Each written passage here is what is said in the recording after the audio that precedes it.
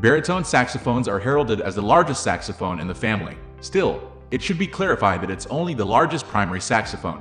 As far as those that are mass-produced, only one surpasses the baritone: the bass saxophone. Bass saxophones are currently the largest mass-produced saxophones in existence. On the other hand, baritones are vastly more popular than bass saxophones. So, if you would like to know more between them, let's dive into the depths of this video.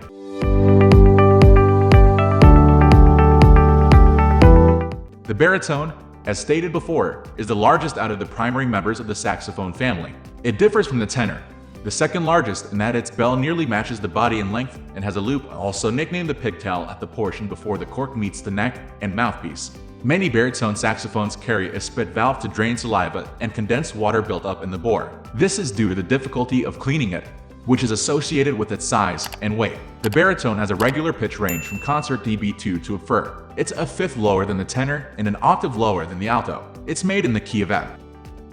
They were in their prime until World War II was ending, and electrified amplifiers for upright bass, and later for bass guitars, were starting to be issued.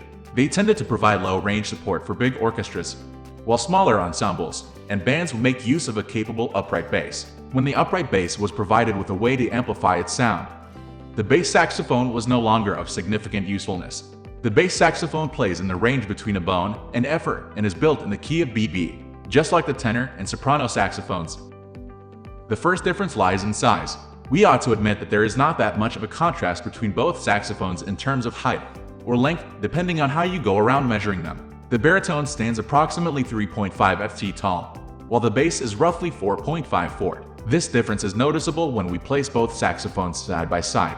The mouthpiece, however, stands at a similar height thanks to the form factor.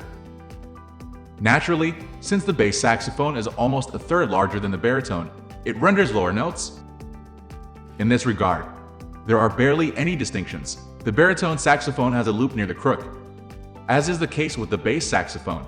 The disparity, however, comes with the measurements. If you were to take the two saxophones and pit them against each other, you ought to be capable of detecting how the mouthpiece of both saxophones appear to be at the same height.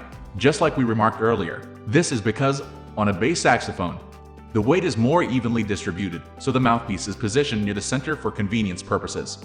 Thus, manufacturers would increase the loop size so that it stands way higher than the mouthpiece. The body/bell ratio of these saxophones is almost the same, with the bell being roughly 2/3 of the body's total height.